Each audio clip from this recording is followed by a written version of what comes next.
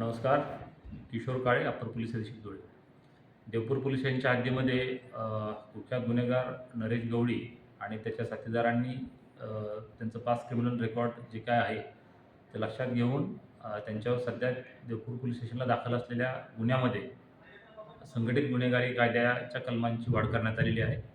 सदरील टोळीच्या एकूण पाठीमागच्या 10 वर्षातल्या कालखंडातल्या अभिलेखाचा जर आपण आढावा घेतला तर त्याच्यामध्ये एकूण 27 गुन्ह्यांचे त्या ठिकाणी आढळ येतो. सदर 27 गुन्हे हे साधारणपणे शरीराविरुद्धचे तसेच मालमत्तेविरुद्धचे आहेत.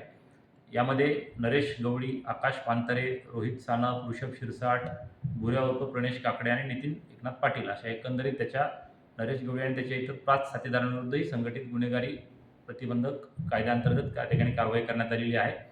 सदरील कारवाई पोलीस अधीक्षक श्रीकांत दिवरे यांच्या नेतृत्वाखाली झालेली आहे.